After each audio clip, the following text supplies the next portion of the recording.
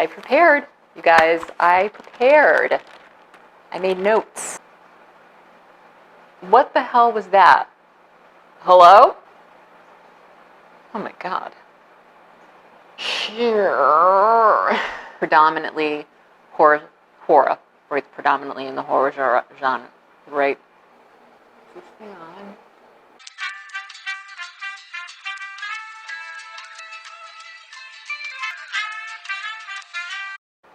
Well, hello everybody, and welcome back to Books Yada Yada. I'm Dina, and today we're going to be doing 2 short reviews and my plans for September. So basically my September TBR with a couple of different things mixed in, okay?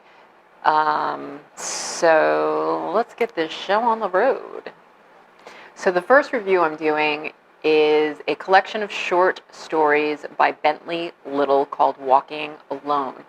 I saw this somewhere. I think it was either a Stephen King blurb or a Dean Koontz blurb or some blurb. Since we're going into October, we're going into fall, we're going into creepy times mode, which is kind of like my favorite time of the year, right? I think it is for some of you as well. So I figured what a great way to kick that off by starting with a collection of short stories by Bentley Little. Collection of stories is called Walking Alone. And, you know, the thing about reviewing a short story collection, it's kind of tough. So when I sat down, I actually did prepare for this video, you guys. Oh my God, right? But it's tough to prepare for, so you can't possibly review them all, because in comparison to a full-length novel, right, which is one story, you have several different stories. So I'm just going to give you my overall opinion of the whole collection, and I'm going to tell you what my favorites were, okay? So Bentley Little is a really interesting author. I actually Googled him because I didn't really know a lot about him. He's been championed by Stephen King and Dean Koontz. He's not really been on my radar. I wanted to kind of research and get a little bit of the info about him. So apparently, he doesn't give a lot of interviews. He's I guess a little eccentric. He, you know, is an introvert, which I relate to. So I feel you, Bentley Little. I do. I get it. And what a name. Bentley Little. I mean, that's just an interesting name to me. I just found it interesting. It's the little things. Oh, Bentley Little. I'm dorking out hard today. Like, big time dorkage. So my favorite stories in this collection were Snow. If you are afraid of snowmen, have any fear or phobia of snowmen at all, I would not read this story. That's all I'm going to say. Second one was Palm Reader. That one was really, really good. It was very short. I think I listened to this on Audible, so I think it was like 10 minutes long, which I really like those short ones. So Palm Reader was a good one. Slam Dance. Slam Dance was awesome. Again, another wicked short one. This one was really quick, just about kind of like some Mean Girls, you know, but not really Mean Girls. Kind of like just wanted to get a little bit of revenge girls. Let's put it that way, right? And they have a slam book. And that's all I'm going to say, is they have a slam book. And let me tell you, I wish I had a slam book, because, yeah, I wish I had a slam book. Read it. It was really good. The Mall. The Mall was an excellent one. That one was a little bit longer. It was, I think, a half an hour. But that's a really good story. Mother trying to reclaim her son. Father has passed away, but comes back as a ghost, and I'm not gonna give too much away about that one, but that one was really good. The Maid. The Maid was probably one of my favorite stories in this collection. That one was fantastic. So all I'm going to say about this one is, for those of you who are single out there, don't marry a douchebag, and never trust your hotel maid. The other one, my college admission essay, was another great story. I thought it was probably my second favorite. And that was a really short one, 10 minutes long, probably a little bit more than that. But that one, word to the wise, if you're writing your college admission essay, don't use this as a template. Under Midwest Skies was really good. That one, again, was a little longer. I'd say somewhere around the 25-minute, 30-minute mark. It reminded me a lot of Animal Farm. So if you liked Animal Farm, you might like this one. So those are my favorite stories out of the collection. You're not going to love every single one of them, right? But the great thing about short stories is that it doesn't matter, because some of them are only like 10 minutes long, so it's not like reading a full-length novel where, you know, you've read something that's 400 pages long and it took you like maybe a few days or a week to read and it sucked, right? You know what I mean. So if you're reading short stories and some of them fall flat, you're only wasting maybe 10 or 15 minutes of your time. It's no big deal, right? And because I did listen to this on audio, I was able to you know, do stuff around the house. You know, we're going into fall, so we're starting to do a lot of yard work, cleanup, getting the pool winterized, all that crap. I can't sit on my sofa for hours and read a book. I have to make sure that, and I can't do that anyway, guys. You know what I mean? I just can't sit still. My attention deficit disorder is on that cusp of attention deficit hyperactivity disorder, because I am a little bit on the my mind is more hyperactive than my body. But sometimes my body's more hyperactive too, especially first thing in the morning when I've had my coffee and I'm just like zinging all over the place, right? You guys get it. You know what I mean. So anyhow, back to the point. The point is that I really enjoyed Bentley Little and this collection of short stories. Again, Walking Alone. I liked it because what I liked about his writing, I should say, is that he's able to take these very ordinary scenarios. So, you know, kind of like somebody in a grocery store, he's able to kind of take that situation and make it into something macabre and disturbing and completely like comes out of nowhere. And I enjoy that very kind of not simplistic, but minimal type of writing where, you know, you're entering the story and it's just everything seems normal, like, where's this going to go? And then bam, you're like, whoa, right?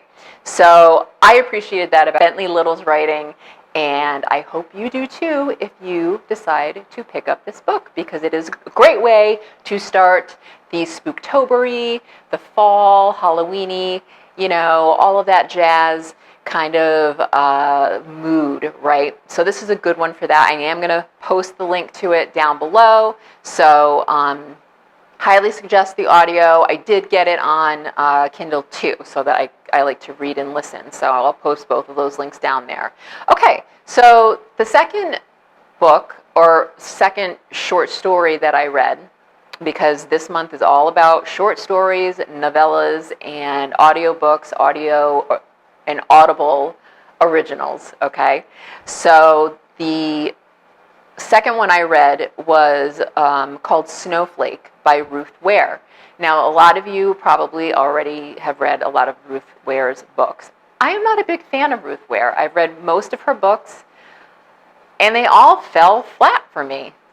I know. I'm always in the underdog camp.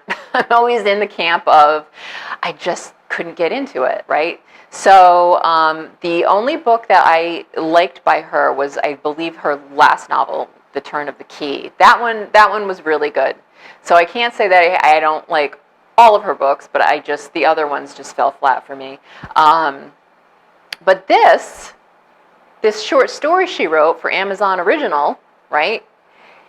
It's part of what's called the Amazon Original Hush collection. So you have a whole bunch of different short stories written by really prolific, famous authors. Laura Lippman, I believe Peter Straub is in there.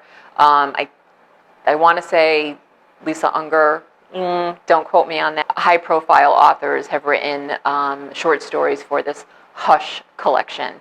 So I will be posting that down below for you. So this one was the first one that I read. It's called Snowflakes.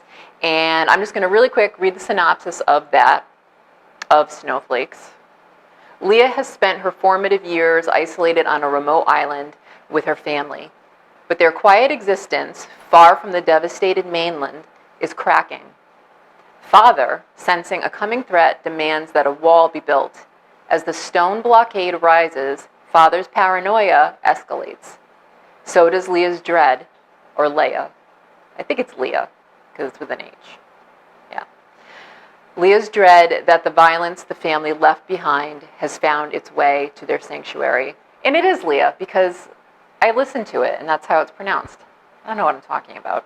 So, so this was really good. There was this definitely, you know, like I said, it surprised me because I'm not a Ruth Ware fan, but I liked the twist. It was a really solid story. Like, the end, I didn't see coming at all. And Ruth Ware was able to draw me into the story, and you're just wondering what's going on. This is that isolation trope, which I know a lot of you guys like. I do too. So you're wondering what is going on with this family. What is Father doing? What is, you know, her brother, her little sister? Where do they come into play with all of this? And she really did a great job fitting a very well written story from beginning to end in 26 pages. So, you know, you're dealing with a lot of family dysfunction, a lot of trust issues, and basically who's telling the truth here, right? So I highly suggest that one, Snowflake by Ruth Ware. So my I'm calling it my TBR TBL because some of it's to be read and some of it's to be listened to. So that's what I'm going to be doing this month. Like I said before, short story collections, novellas, Audible originals, and a few surprise things. So on my TBR and TBL, the first book that I'm going to read is Night Shift by Stephen King. Now, I read this book in high school. This book was written in 1979, okay, and it was one of his very first books. And I believe, I didn't research this, so don't quote me on it, but I believe it was his first short story collection. So I wanted to revisit some Stephen King because I haven't read anything by him in a really, really long time. So I was having a conversation with an author, and they are actually going through the whole Stephen King catalog and committing to rereading all of his books. And I was like, whoa, that is a feat and a challenge, my good sir. So I am not going to do that. I'm just simply revisiting Night Shift because it is my favorite work by Stephen King, and it's also the basis for a lot of his full-length books, okay? So you have stories in Night Shift that actually ended up becoming some of his famous books. And I'm not going to, get into it too much today because it's TBR. So once I review it, I'll get more into that. So that's the first one. Second one is Sticky Fingers, Volume 5 by J.T. Lawrence. This is on my Kindle. I have not read the first 4 volumes of it, but the title itself just appealed to me. And I thought, hey, why not? So I looked it up on my Hoopla to see if any of the audiobooks were available on there. And the only one was Volume 5. But it doesn't matter because they're short story collections, right? So it doesn't matter. That's what's so great about short stories. Again, I can't plug them enough, right? So that is the second book that's on my TBR that I will be reading. And I actually did kind of start dipping into that one a little bit, and it's really good. I have it on Hoopla as the audiobook, and I have it on my Kindle as well. British narrator, great job. Always love a British UK narrator. So that is number 2. Number 3 is The Museum of Dr. Moses by Joyce Carol Oates. Now, Joyce Carol Oates, right? Again, 2 camps.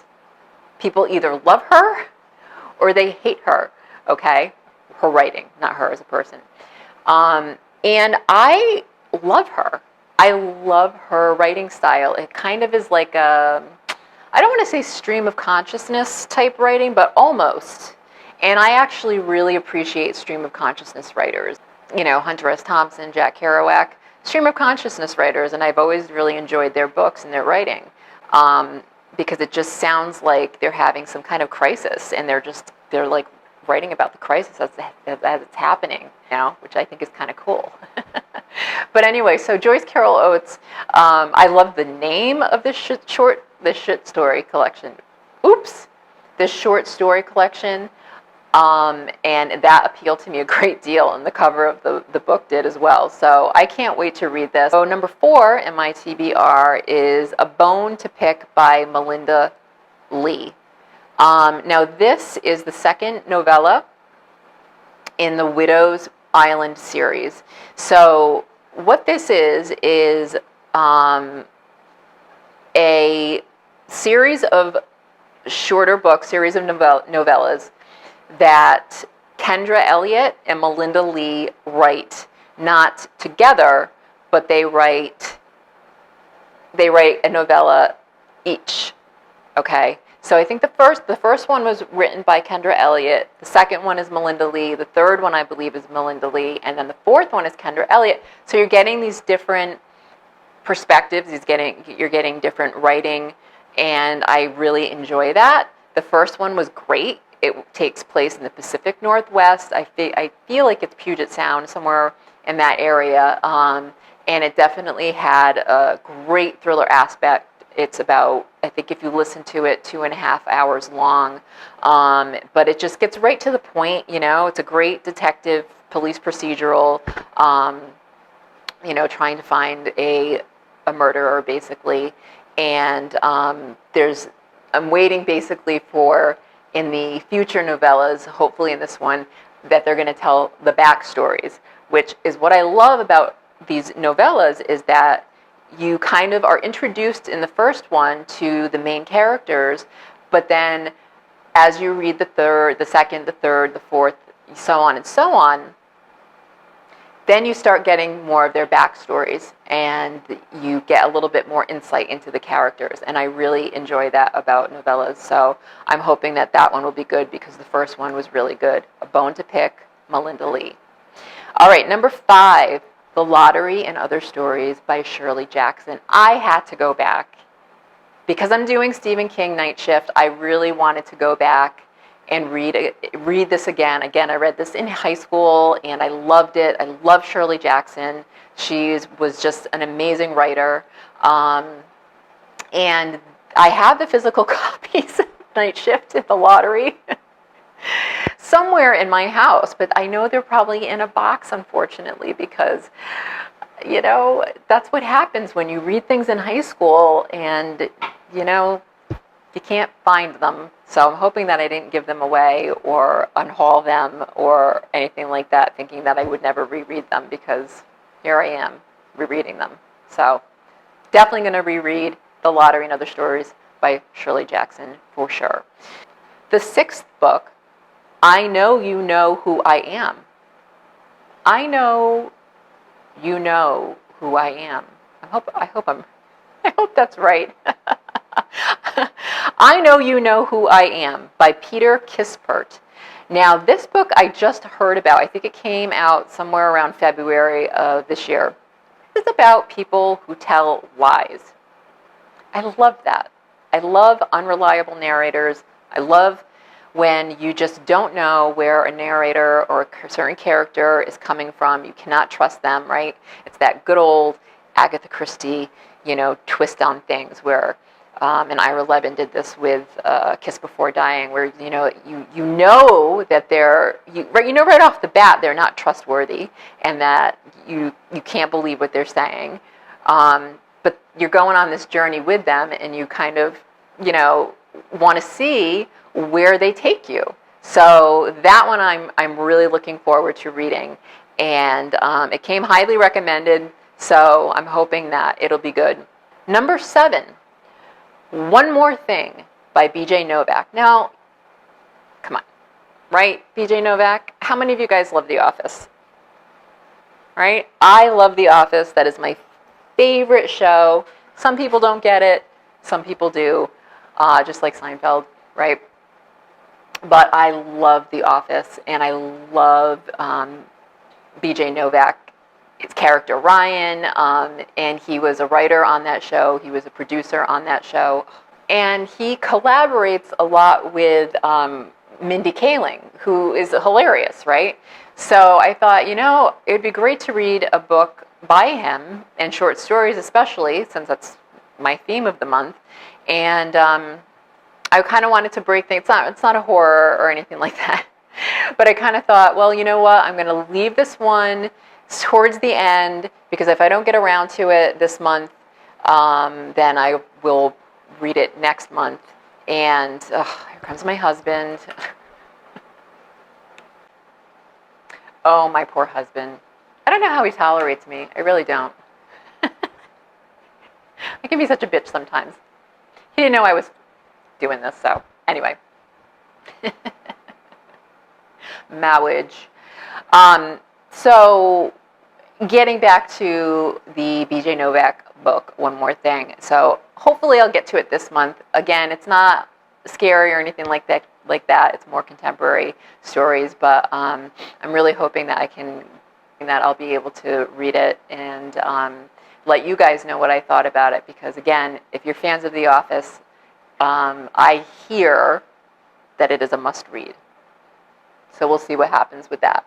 Okay, so last but not least, and I told you guys about this many times in my videos because I'm a giant fan of this author, The Sandman by Neil Gaiman. I just used an Audible credit because it is an Audible original. So I had to go back into the other room and grab my Volume 1 of The Sandman. This is just Volume 1, okay? But look at it. Just look at it. I mean, this was just an amazing collection, or not a collection, but an amazing comic book series or graphic novel series, whatever you want to call it. The artwork in here is just phenomenal. I have like all kinds of markers in here. This book is like, I should start working out with this book for sure, because it's like, I mean, look at this. This thing is probably like 15 pounds. But I am a huge Neil Gaiman fan. I love him. And so I'm really, really, really excited about listening to The Sandman. I can't even hold this thing. It's huge. So I'm putting you down, Sandman. So I'm really interested in how they're going to adapt this. I already listened to like the first 5 minutes of it, but I'm just so excited for it that I don't want to I just want to save it for last.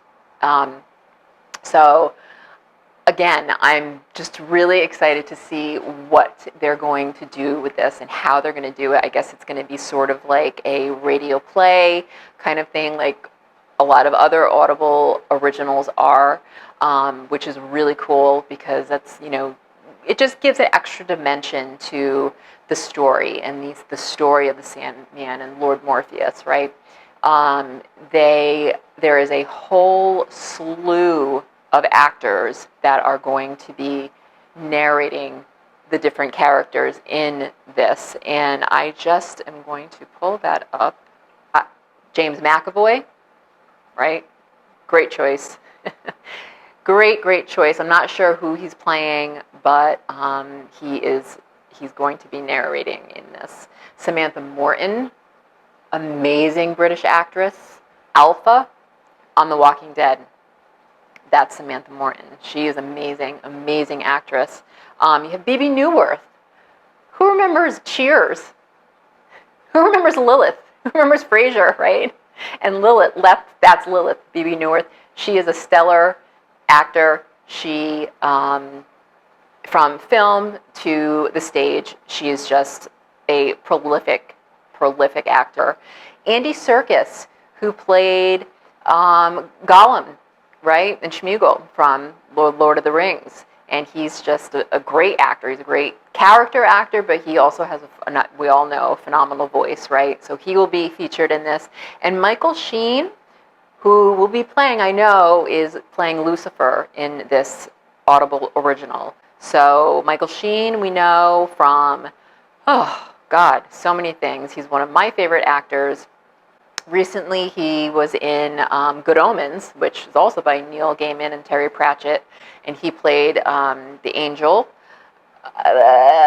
Whose name escapes me. I'm having a total brain fart right now, but you know who I'm talking about. So that's it for today, you guys. Oh, God, I hope this isn't a long one. I have a lot of editing to do for sure in this one, and yeah, so I hope you enjoyed it. Stay tuned. I got a lot of stuff that I want to do. I'm really excited for this month, for the next few months to come, because there's just so many different topics that I want to cover and so many different books that I want to cover. And thank you guys so much for watching. I know I ramble and I humdrum a lot, but I appreciate you putting up with me just like my husband does. So you guys take care. Have a great day, and I will see you the next time.